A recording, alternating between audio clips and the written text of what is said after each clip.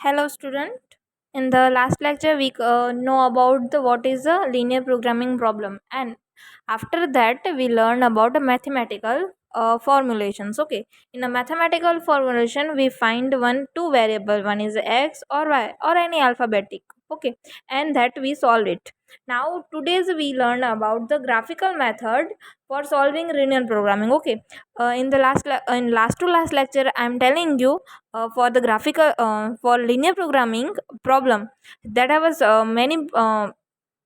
many method to solve problem. उसमें से एक है ग्राफिकल मेथड, फिर हंगेरियन मेथड्स, फिर सिंप्लेक्स मेथड. ठीक है, तो उसमें से आज हम देखेंगे graphical methods. Okay, so see many type of algorithms available है. ठीक है, जो डेवलप होते हैं ओवर द ईयर और ईयर टू ईयर, जो डेवलप होते हैं प्रोग्रामिंग को सॉल्व करने के लिए.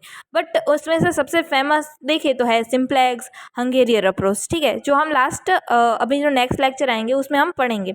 अब उसके बाद अगर हम देखें तो हम बेसिक टुडे हम क्या करेंगे, उसका बेसिक जो अल्गोरिदम है वो हम डिस्कस करेंगे. और बेसिक अल्गोरिदम है उसका ग्राफिकल मैथड्स. ओके, तो handle linear programming problem using a graphical methods. Okay, so in the principle, this method work for almost all different type of problem, but get more and more difficult to solve when number of variable is increased और constant is increase. See यहाँ पे बहुत सारे variable दिए गए हैं, X Y Z P Q R S, ऐसे बहुत सारे वेरिएबल है और इसके जो कंस्टेंट है वो भी बहुत सारे हैं. तो यहाँ पे उसकी लिमिटेशन आ जाती है. ठीक है, तो यहाँ पे ये वर्क करेगा बट बहुत स्लोली करेगा, उसकी कॉम्प्लेक्सिटी बहुत बढ़ जाएगी. ठीक है, अब कॉम्प्लेक्सिटी तो आपको पता ही है. कॉम्प्लेक्सिटी क्या होती है कि जो हमारा अल्गोरिदम है उसको रन करने में हमारा कितना टाइम लगता है, उसमें टाइम कॉम्प्लेक्सिटी भी होती है और स्पेस कॉम्प्लेक्सिटी भी होती है. टाइम कॉम्प्लेक्सिटी में क्या होता है कि जो हमारा अल्गोरिदम है वो कितना टाइम लेगा रन करने के लिए, और जो स्पेस कॉम्प्लेक्सिटी है, ठीक है, तो हमारा जो अल्गोरिदम है वो कितनी स्पेस को एक्यूम करेगा. ठीक है, ये दो कॉम्प्लेक्सिटी के पार्ट है, इसी के बेस पे हम उसकी कॉम्प्लेक्सिटी फाइंड करते हैं. ठीक है, अब हम बेसिक अल्गोरिदम है जो ग्राफिकल मेथड उसको स्टार्ट करते हैं. तो ये क्या है, एक सिंपल केस में हम उसको इवेल्यूट कर सकते हैं जिसमें टू वेरिएबल हो और जिसे हम स्टार्ट कर सकते हैं. ठीक है,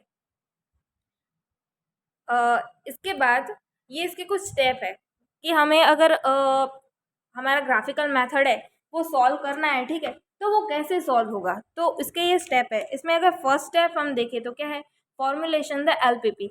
हमने लास्ट लेक्चर में मैथमेटिकल फॉर्मेशन देखा था. ठीक है, उसमें हमने कैसे एक्स वाई वेरिएबल लिया था, फिर उसके कंस्ट्रेंट के अकॉर्डिंग उसको सेट किया था. ठीक है, तो इसमें भी ऐसा ही है कि फर्स्ट हमें फाइंड करना होगा मैथमेटिकल फॉर्मुलेशन. ठीक है, फर्स्ट हमें क्या फाइंड करना होगा, मैथमेटिकल फॉर्मुलेशन. ये हमारा फर्स्ट स्टेप है.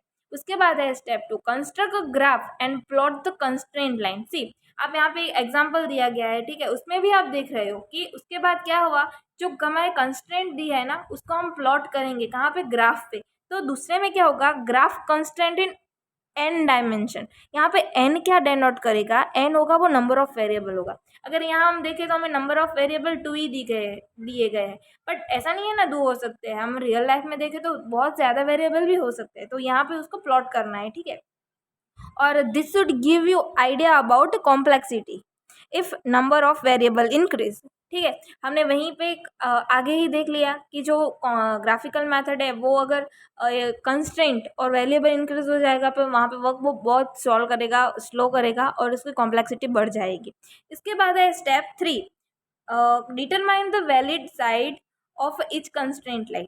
क्या है, डिटरमाइन करना है. ठीक है, ये क्या होगा, जो हमारा डोमेन है, ठीक है, जैसे हमारा एक एरिया है, डोमेन में अवेलेबल स्पेस है which result in feasible solution. Means यहाँ पे आपको ग्राफ में ये ब्लू ब्लू जो दिख रहा है ना उसको हम क्या कहेंगे, फिजिबल रीजन कहेंगे. ठीक है, यहाँ पे हमारी दोनों के जो स्पेस होती है, ठीक है, दोनों लाइनों के बीच का जो भाग पार्ट होता है उसे हम क्या कहेंगे, उसका फिजिबल रीजन कहेंगे. उसका हमें वहीं से हमें फिजिकल सॉल्यूशन मिलेगा. उसके बाद है step 4, identify the physical solution region. तो ये ब्लू वाला हमें आइडेंटिफाई करना है. ठीक है, वो क्या होगा, which one that satisfy by all the constraint. It could be viewed as a intersection of valid region. देखिए यहाँ पे दो लाइन्स है. ठीक है, बट दोनों के इंटरसेक्शन में जो पॉइंट होंगे, जो पॉइंट होंगे उसको हम क्या कहेंगे, उसको हम आइडेंटिफाई करेंगे। दोनों का जो इंटरसेक्शन वाला भाग पार्ट होगा ना, उसे हम क्या कहेंगे, फिजिबल सॉल्यूशन का रीजन कहेंगे, मीन्स फिजिबल रीजन कहेंगे, ठीक है। उसके बाद स्टेप 5 है find the optimum point. Okay, so see find the optimum point, so it clearly be straight line since we are dealing with a linear equation. It draw differently from constraint line to avoid confusions. See अगर feasible का हम देखें, ठीक है, तो पूरा पूरा optimum point क्या होता है, ठीक है। ऑप्टिमम पॉइंट अगर हम देखें तो ये हमारा ग्राफ है, ठीक है, ये हमारा ग्राफ है। अगर हम उसमें हम देखें तो ये हमारा ये ब्लैक वाला, फिर ये वाला, फिर ये वाला और ये वाला, ये हमारे क्या बनेंगे, ऑप्टिमम पॉइंट बनेंगे, ठीक है। ये हमारे ऑप्टिमम पॉइंट बनेंगे। अब इसे फाइंड कैसे करेंगे, तो optimum point always line on the corner of the feasible reason. जो हमारा यहाँ पे ये फिजिबल रीजन है उसी के कॉर्नर पे होंगे, ठीक है। फिर if a goal is to minimize objective function, find the point of contact of ruler with the feasible region which is the closest to. See यहाँ पे क्या होगा कि अगर ये मुझे जो कंस्ट्रेंट दी है, कंस्ट्रेंट दी गई है, ठीक है, उसमें अगर मेरा फिजिकल रीजन है, उसमें अगर मुझे सी अगर फिजिकल रीजन दिया गया है, ठीक है, और अगर मुझे यहाँ पे लेस देन कंस्टेंट दिया गया है तो मेरा ये वाला आएगा, और अगर मिनिमम दिया गया है तो दिया, और मैक्सिमम दिया गया होगा तो ये वाला रीजन आएगा, ठीक है। ये मेरे रीजन बनेंगे, ठीक है। उसके बाद है calculate the coordinator of optimum point. फिर हमें उसको पॉइंट को ऑप्टिमम मीन्स उसको कैलकुलेट करना है। उसके बाद है हमारा उसका मैक्सिमम मिनिमाइज, जो भी आंसर आएगा उसको ऑब्जेक्टिव फंक्शन में डालना है, ठीक है। ये हमारा बेसिक फंक्शन है। अब अगर हम देखें यहाँ पे तो सबसे पहले यहाँ पे क्या आएगा कि उसका जो पर्पस है, ठीक है, पर्पस होता है ना, वो क्या है ग्राफिकल मेथड्स का। तो पर्पस हम देख रहे तो प्रॉब्लम होगी कोई भी, वो फाइंड आउट करेगी अपने मैक्सिमम और मिनिमम को पॉइंट को। ओके, कोई भी प्रॉब्लम होगी वो फाइंड करेगी मैक्सिमम मिनिमम पॉइंट को at intersection of graph between the objective function line and feasible region है। अगर हमने ये वाली देखी है, ये फिगर देखी, तो यहाँ पे हमारा ये जो इंटरसेक्शन हो रहा है, ठीक है, इंटरसेक्शन हो रहा है वो ग्राफ के बीच में हो रहा है। अब वो वहाँ पे ऑब्जेक्टिव फंक्शन भी है और उसमें वो हमारा फिजिबल रीजन चुना जाएगा, ठीक है। अब इसे हम एक एग्जाम्पल के थ्रू अंडरस्टैंड करते हैं। इसी में एक एग्जाम्पल दिया गया है, सी मैं जूम कर देती हूँ जिससे आपको एग्जाम्पल सही सही दिखे। देखिए हमारे पास यहाँ पे फंक्शन है, ठीक है, ये हमारा फंक्शन है, ये हमारा फंक्शन है, ठीक है, और ये हमारी कंस्ट्रेंट है, ठीक है, ये दो हमारी कंस्ट्रेंट है। और जैसे हमने लास्ट में देखा था कि हमारा कोई भी वेरिएबल होगा वो हमेशा 0 से बड़ा होगा, या ठीक है, तो ये हमें ऐसे मिल रहा है, ठीक है। तो ये हमें एक इक्वेशन दी गई है, तो हम सबसे पहले उसका क्या करेंगे, उसकी हम सी जो एलपीपी है, ठीक है, इज ऑब्जेक्टिव और अदर कंस्ट्रेंट और objective function use as maximum और मिनिमम, ठीक है। सी यहाँ पे हमें क्या दिया गया है, मिनिमम जेड दिया गया है, ठीक है, मिनिमम जेड। तो यहाँ पे हमें क्या फंक्शन दिया गया है, मिनिमम जेड का, ये उसके और ये दो उसके कंस्ट्रेंट है, ये उसकी कंडीशन है कि वो 0 बड़ा होना चाहिए, ठीक है। तो सबसे पहले हम क्या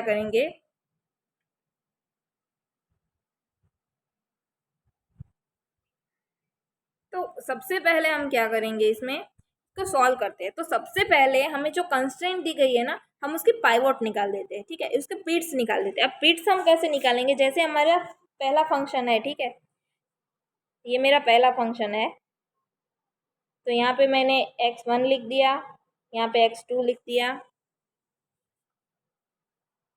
ठीक है, x1 और x2 लिख दिया।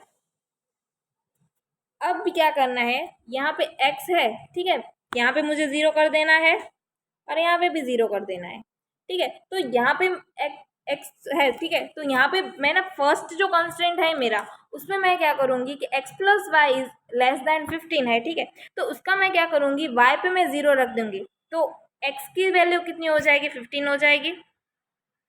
और ऐसे ही मैं y के 0 को रख दूँ तो ये भी 15 हो जाएगा, तो ये मेरा पहला कांस्टेंट बन गया। अब ऐसे मैं दूसरा करूँगी, ठीक है, ऐसे ही मैं दूसरा करती हूँ। तो यहाँ पे भी x1 और x2 आएगा, ठीक है, और इसके बाद है 3x है और 19 है, ठीक है। तो यहाँ पे मैं क्या करूँगी, यहाँ पे भी सेम ही करूँगी, 0, यहाँ पे 0। अब यहाँ पे मैं y पे 0 रख देती हूँ, ओके। तो 3x होगा वो 19 डिवाइड बाय हो जाएगा, तो कितना आएगा, 13 आएगा। और उसी तरह मैं y को भी अब मैं x को 0 रखती हूँ, तो ये कितना आएगा मेरा, 19 आएगा, ठीक है। ये मेरा 19 आया, ये मेरा फर्स्ट स्टेप है जिसे मैंने पीट्स कंक्लूड किया है, ठीक है। ये मैंने क्या किया है, पीट्स को क्रिएट किया है, ठीक है। अब उसके बाद हमें ऐसा ग्राफ बनाना है, ठीक है, ठीक है। अब हम ग्राफ बनाएंगे। तो ग्राफ में हमें जो पॉइंट मिले थे, क्या पॉइंट हमें मिले थे, एक हमें 15 0 मिला था और दूसरा हमें 0 13 मिला था, 0 13। तो उसको हम क्या करेंगे, यहाँ पे प्लॉट कर देते हैं, ठीक है। ये ग्राफ है, ग्राफ में हम एक्स वेरिएबल लिया है और वाई वेरिएबल लिया है, टू वेरिएबल लिया है, उसको यहाँ प्लॉट कर देते हैं, ठीक है। पहले क्या है, 0 से लेके 50, तो यहाँ पे हुआ, और वहां से 0, तो एक पॉइंट हमारा ये होगा, दूसरा होगा पॉइंट 0 से लेके 13 तक, 13 ये रहा, ठीक है। तो ऐसे दोनों कंस्ट्रेंट के हमें दो जो वैल्यू मिली थी वहां से हमने ये लाइन ली है, ठीक है। ये हमने लाइन ली है, जो हमें पीट्स मिले थे ना, जो हमें पीट्स मिले थे दोनों कंस्ट्रेंट के, हमें पीट्स क्या मिले थे, एक बार फिर से लिख देती हूँ जिससे आपको कंफ्यूजन ना हो, ठीक है।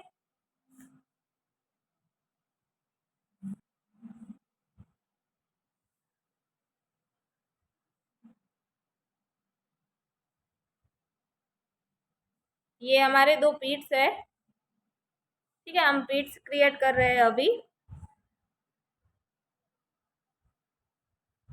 यहाँ पे x1, यहाँ पे x2, यहाँ पे 0 रख दिया, यहाँ पे 0 रख दिया, यहाँ पे 0 रख दिया, यहाँ पे 0 रख दिया, ये x1 है, ये x2 है, ठीक है। अब पीट्स में अगर देखें तो हमें यहाँ पे क्या मिला था, 50 मिला था, और इसी तरह अगर y में 0 रखें तो ये भी हमें 50 ही मिलेगा, ठीक है।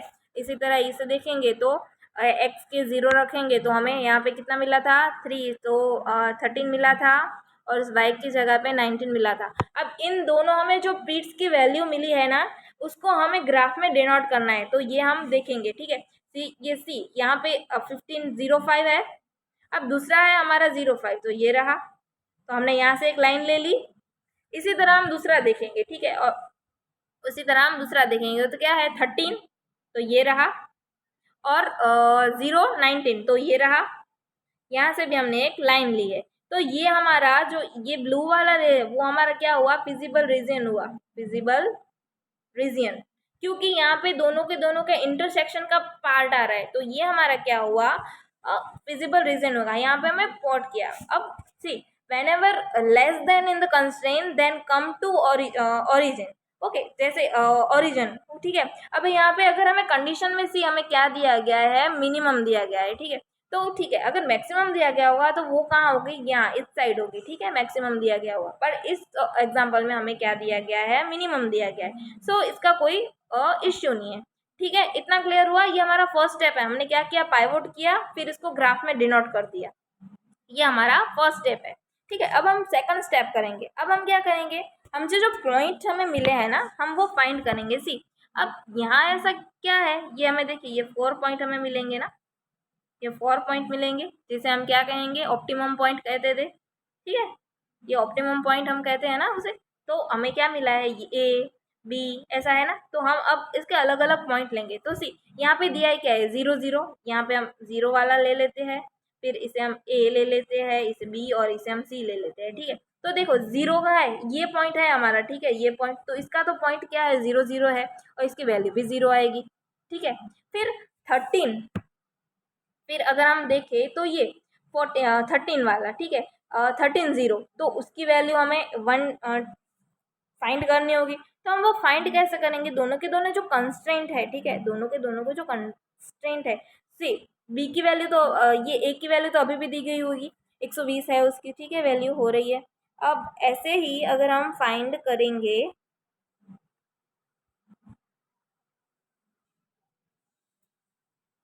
ठीक है। तो हमें ये पॉइंट मिला है, एक 0 0 मिला है, फिर 13 0 मिला है, फिर हमें पॉइंट मिला है ये वाला 0 50 वाला, पर हमें जो बी का पॉइंट है वो हमें नहीं मिला है। तो हमें क्या करना होगा, बी का पॉइंट होगा वो हमें फाइंड करना होगा कि बी की वैल्यू क्या होती है।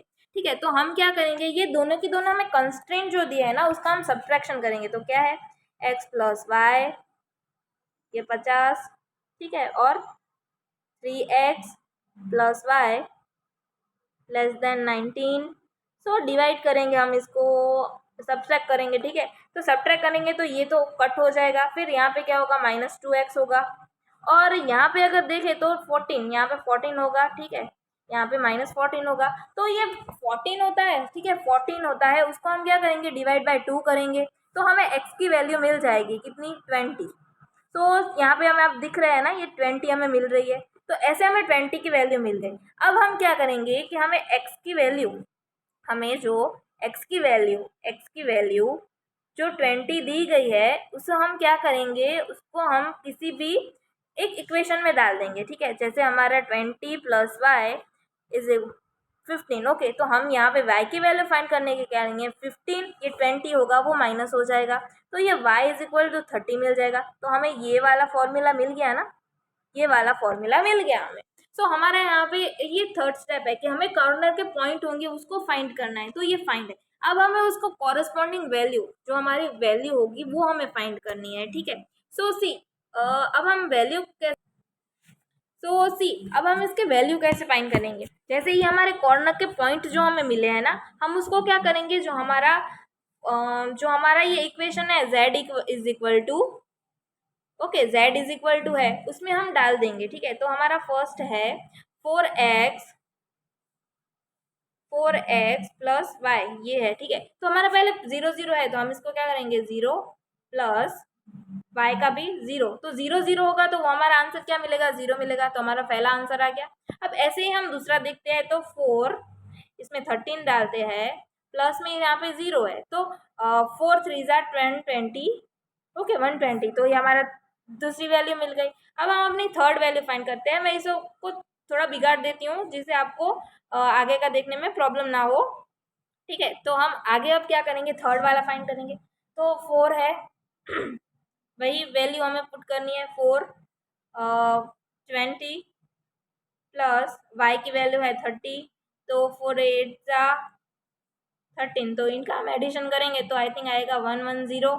ठीक है, और उसके बाद हम लास्ट वाला है तो उसकी वैल्यू हम पुट करते हैं 4 इंटू 0 प्लस 15, तो ये हमारा 15। तो ये सारे के सारे आंसर कैसे आए वो आपको ख्याल आ गया कि हमें ये जो कॉर्नर के पॉइंट मिले हैं वो हमारा जो एफ ऑफ एक्स फंक्शन है जो उसमें हम वो डाल देंगे। ठीक है, तो ये हमारा आंसर आ गया। अब हमें इसमें फाइंड क्या करना है, मैक्सिमम और मिनिमम। ठीक है, ये सेम ही एग्जांपल है। अब मैक्सिमम मुझे फाइंड करना है, तो यहाँ पे मेरी मैक्सिमम वैल्यू क्या आ रही है, यहाँ पे इनमें से मुझे मैक्सिमम वैल्यू क्या आ रही है, ये वाली मिल रही है। ठीक है, ये वाली वैल्यू मुझे मिल रही है जो मेरी मैक्सिमम वैल्यू है। सो यहाँ पे मुझे आंसर मिल गया है। ठीक है, तो यहाँ पे मैं क्या करूँगी, hence maximum value of Z, क्योंकि ये फंक्शन किसका है, जेड का है, वो 120 है। एट द हैंस किस पॉइंट पे हमें मिल रही है, तो 13 0 पे।